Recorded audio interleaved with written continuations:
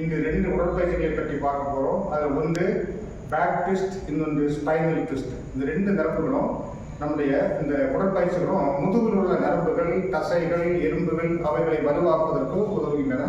இந்த ரெண்டு முதுகில் உள்ள அனைத்து அந்த நரம்பு பகுதிகளும் தசைகளும் வலுவாக இருந்தால்தான் வறுமக்கரையில் உள்ள அடிமுறை பயிற்சிகளை நாம் சுலபமாக கற்றுக்கொள்ள முடியும்.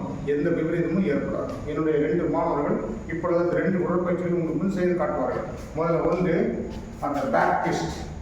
பேக்கில் உள்ள மசில்ஸ்களை உறுதியாக்குவதற்கு செய்யப்படக்கூடிய ஒரு முக்கியமான உடற்பயிற்சி தான் இது.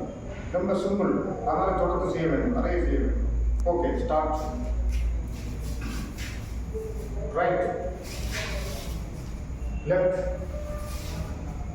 Right, left, right, left, hard. சரிங்களா?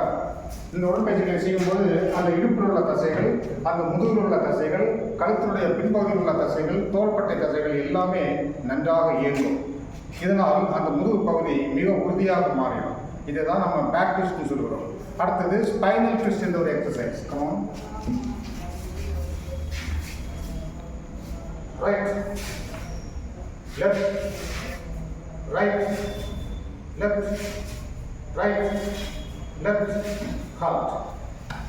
இந்த ஸ்பைனல் ட்விஸ்டை செய்யும்போது ரொம்ப வேகமாக வலுவாக செய்ய வேண்டும்.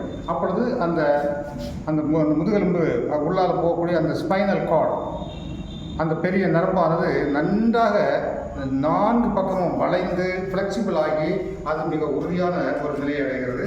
அது ரொம்ப ஆக்டிவேட் ஆகிடும்.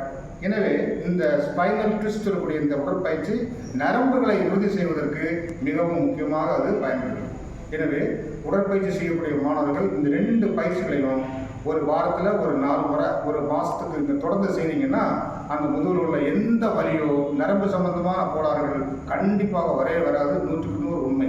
ஏன்னா இந்த பயிற்சிகளை செய்தால்தான் நீங்கள் வறுமக்கலையில் உள்ள அடிமுறை பயிற்சி, அந்த பிடிமுறைகள், கத்தி பயிற்சிகள் எல்லாத்தையுமே செய்ய முடியும். அது எந்த விபரீதமும் ஏற்படாது. எனவே இந்த ரெண்டு உடற்பயிற்சிகளும் ரொம்ப